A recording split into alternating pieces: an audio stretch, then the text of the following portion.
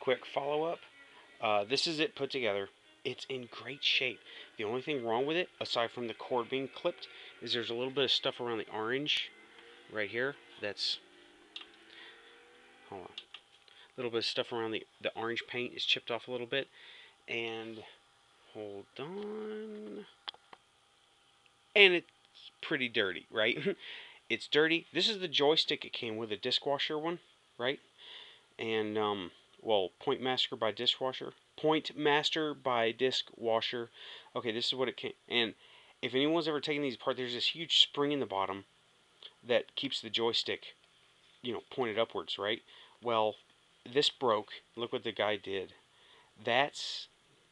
He really wanted to play Berserk. I tell you what, in Burger Time, he really wanted to play because look at that.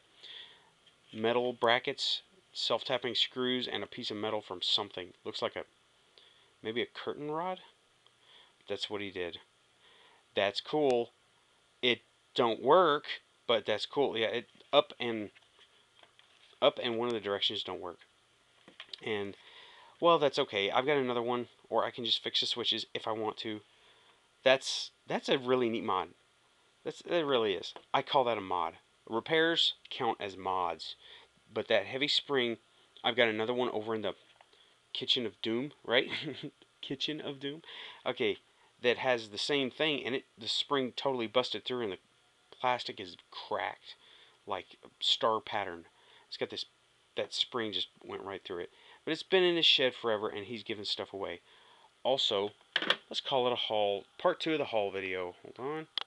This is a printer interface for Commodore Epson printer interface cartridge, right? Now, this is the Commodore version. This one goes to an Epson HomeWriter 10. I looked up the printer. I would really like to get that printer. And it says Commodore on it. It also has the same plug as a Commodore. Can you see that? Yeah. Okay. That's also part of the haul.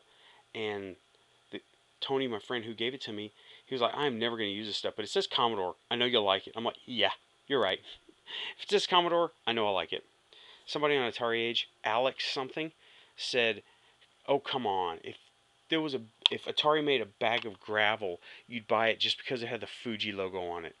Yes. Yes, yes, yes. I'm the same way with Commodore and Atari. And yeah, it says Commodore 2 Home Writer 10. I looked up that printer. It's a neat old dot matrix. Looks pretty cool. Well, that's that. 3 minutes enough to cover a little score, and everything on this Atari works great. It's dirty, but that's okay.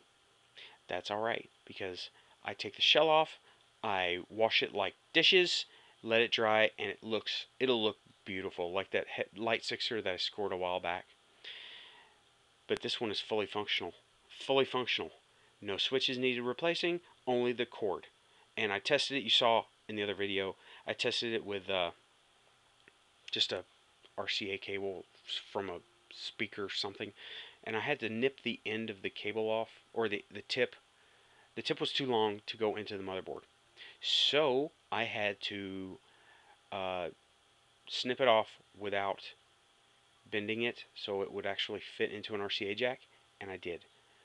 Had to go round and round with like this cutter I got. Okay, that's it. Not a bad score. Unexpected. Thanks. Bye-bye.